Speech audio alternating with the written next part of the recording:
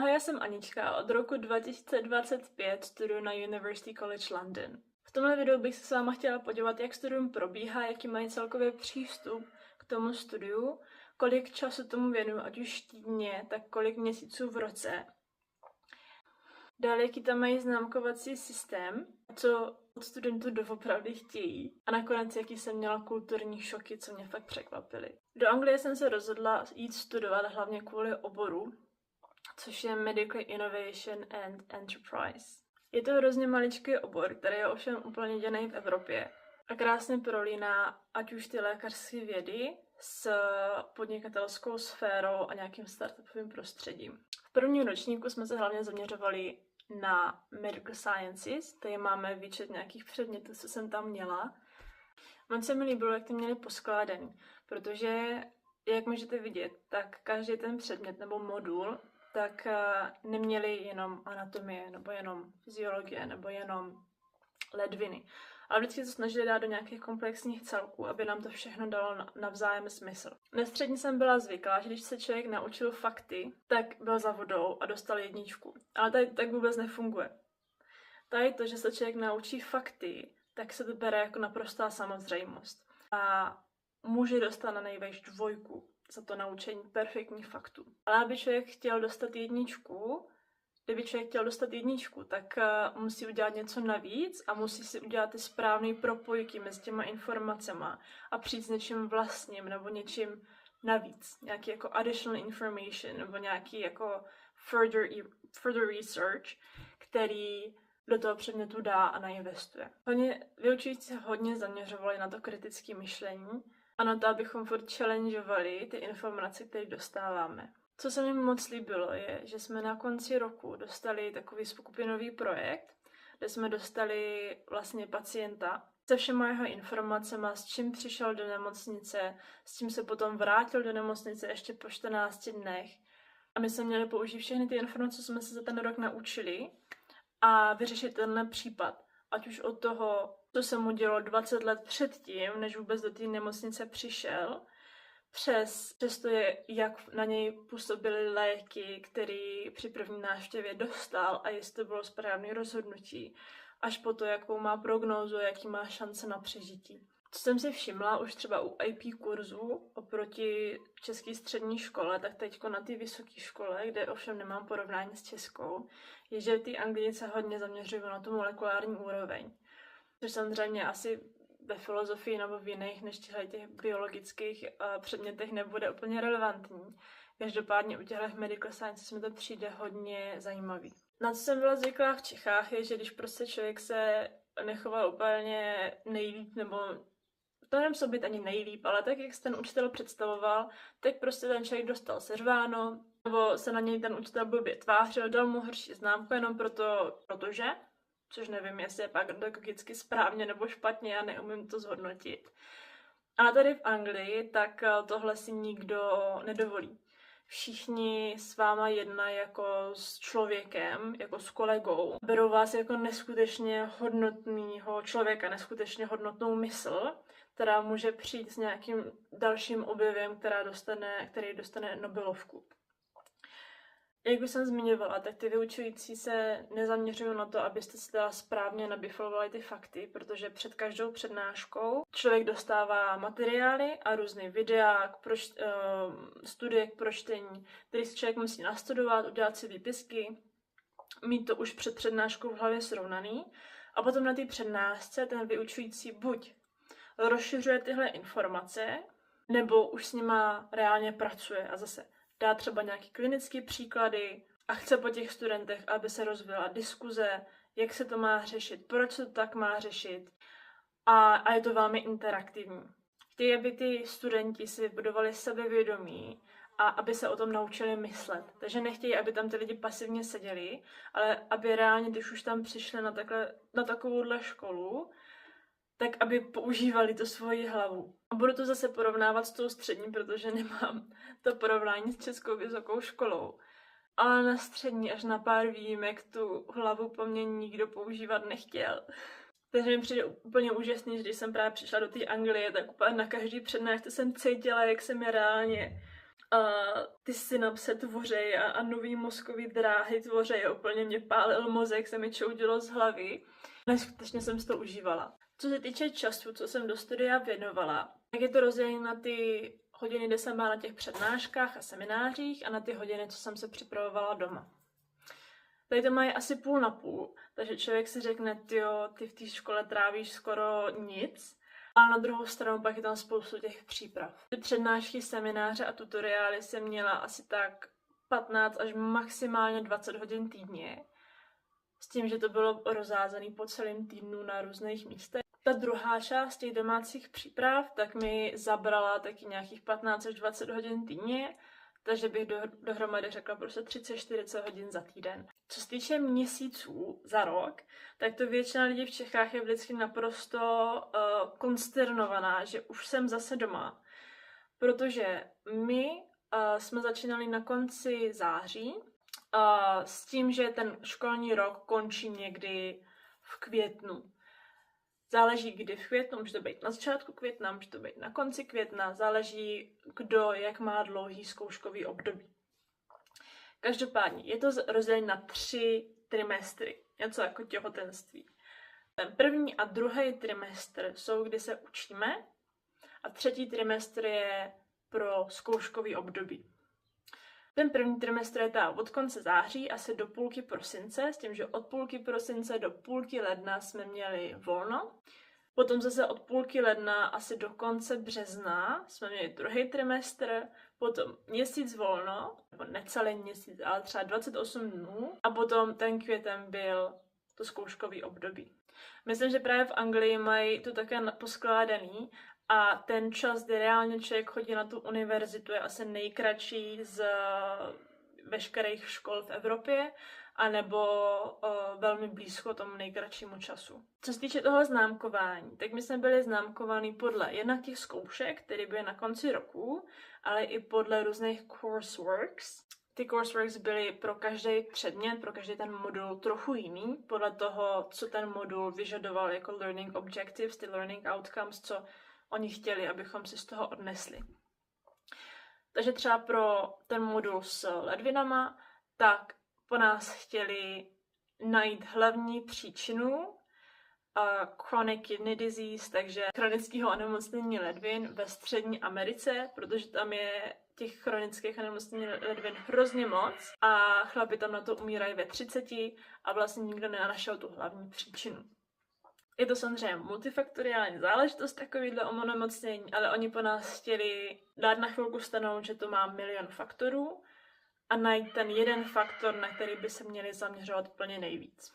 Některé ty courseworks byly skupinové práce, některé byly individuální práce, mohly to být psaný práce, prostě, že člověk napsal nějakou dlouhou esej, což je velmi obvyklý na UCL, a nebo to mohlo být nějaká prezentace, a že člověk zpracoval právě odbornou literaturu a udělal testamentovou prezentaci a oni měli nějaké dodatečné otázky, nebo to byla často i kombinace těchto obou dvou věcí.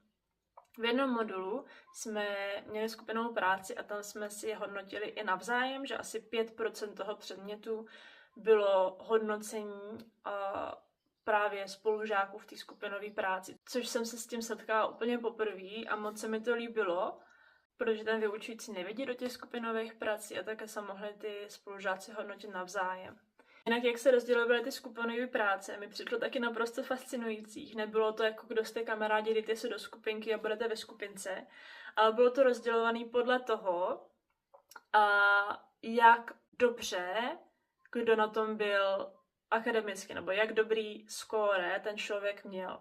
Protože oni trakovali nějaký průběžný skóre a měli percentily těch lidí, protože v tom ročníku nás bylo asi 300, protože ty medical sciences, tak ten první rok je spojených několik oborů, třeba cancer biomedicine, applied medical sciences, infection and immunity, sports and exercise sciences a my. Takže bylo tam asi 300 lidí a podle toho, jak skórovali, dali do percentilů a když to měla být třeba skupina 5 lidí, tak z každého percentilu, jako top 20%, top 40%, tak tam dali jednoho člověka, takže tam vždycky byl jeden ten nejlepší, vždycky jeden ten nejhorší a pak ty mezi. A počítalo se s tím, že ty, co jsou prostě jako lowest scoring lidi, tak, že se třeba tolik nebudou podílet, ale naopak ty nejlepší, takže to budou tahat víc dopředu.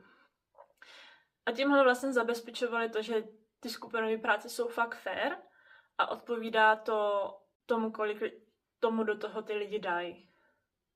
V jednom modulu, který jsme měli právě to Medical Innovation and Enterprise, vyloženě předmět pro nás 40-50 lidí, tak tam to nedělali podle těchto percentilů, nebo taky trošku, ale spíš podle našich personalit. Každý jsme si museli udělat 2 nebo 3 testy na osobnost, podle různých, prostě různý testy, já vám je můžu dát klidně i do komentáře, abyste viděli, z čeho nás vlastně testovali.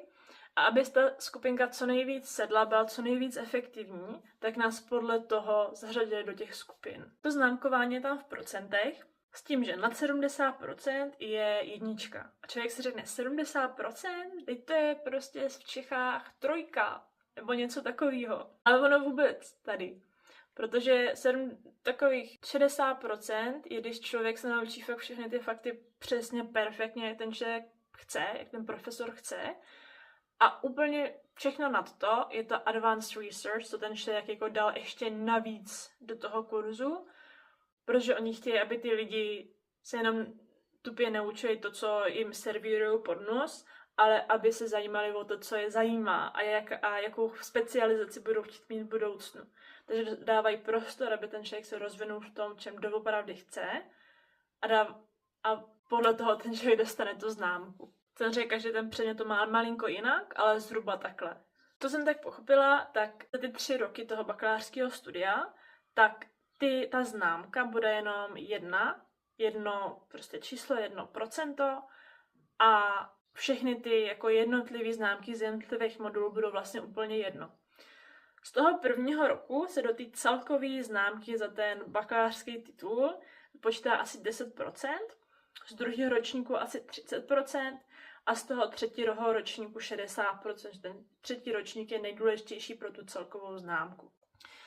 Je to kvůli tomu, že chtějí, aby v tom prvním ročníku se lidi rozkoukali a zvykli si na to univerzitní prostředí a na tenhle specifický známkovací systém a i ten přístup, který tam mají. Já jsem zvládla mít přes 70%, což je úplně super. S tím, že ještě v tom prvním ročníku u nás v našem kurzu je, že ty nejhorší 2 moduly, ty nejhorší známky, tak se nepočítají do toho skóre a počítá se to jenom z těch 6 nejlepších. Co se týče kulturních šoků, tak jsem byla úplně vedle z toho jejich slovíčkaření. Protože UCL je úplně extrémně namixovaný. Je tam asi půlka Britů a půlka lidí z celého světa. A oni se dávají hroznýho majzla, aby všichni byli korektní, aby se hlavně nikdo neurazil, ať už co se týče etnicity a co se týče jako genderu, co se týče výšky, úplně jako všeho, hlavně aby všichni byli spokojení, abychom byli inkluzivní a aby si hlavně nikdo jako nestěžoval.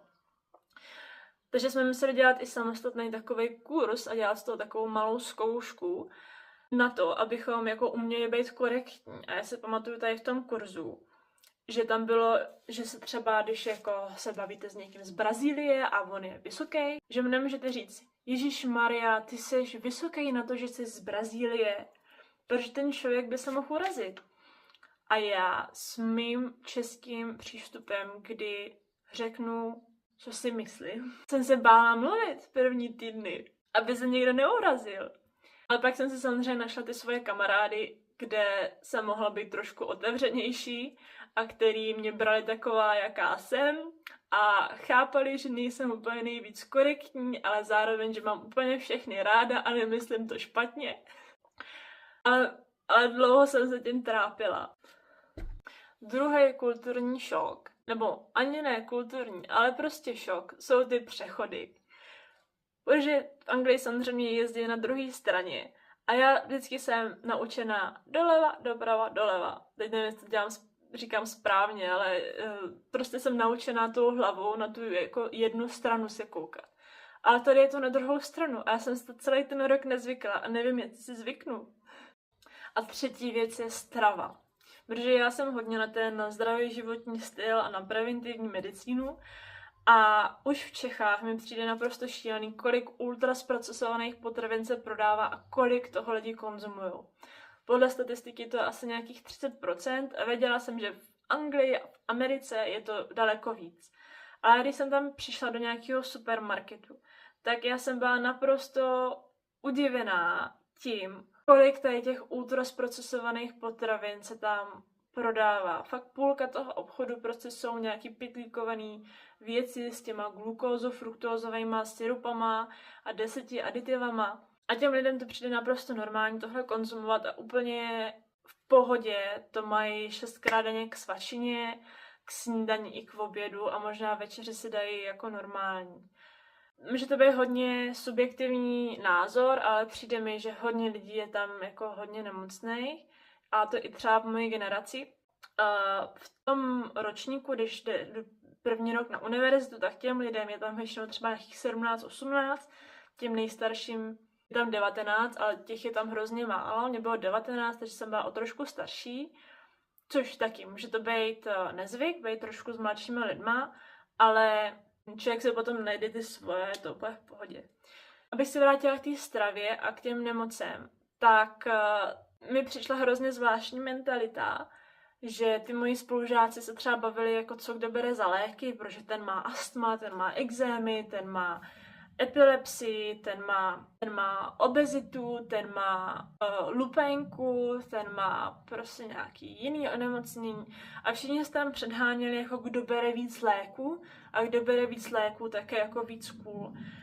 A samozřejmě není to úplně jako na denní bázi konverzace, ale jenom, že jako takováhle konverzace nebo takovýhle konverzace vzniknou, mi přišlo naprosto šílený.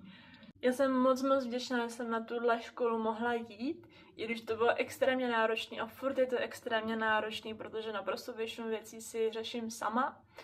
A to ať už prostě od přihlášek až po financování celé tyhle věci.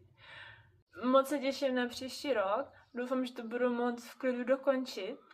A sledujte, protože budu dělat určitě další videjka o nějakých insightech, nějakých vhledech tady do toho studia, a nějaké věci, co byly třeba pro mě těžký, a když třeba někdo z vás bude chtít právě na nějakou takovouhle školu jít, nebo třeba poslat tam své děti, tak budu třeba mluvit víc i o ubytování a dalších věcech, co vás budou zajímat. Takže určitě, co vás bude zajímat, určitě mi napište do komentářů a můžete se těšit třeba na nějaký Q&A video. Určitě mě nezapomeňte sledovat na Instagramu, tam si dělám za spoustu věcí i srandu a sdílím tam věci ze studia v zahraničí, ale právě i něco o zdraví a budu moc ráda, když se budeme moc propojit. Takže se mějte krásně, skládějte básně a mějte dobrou náladu. Tak jo.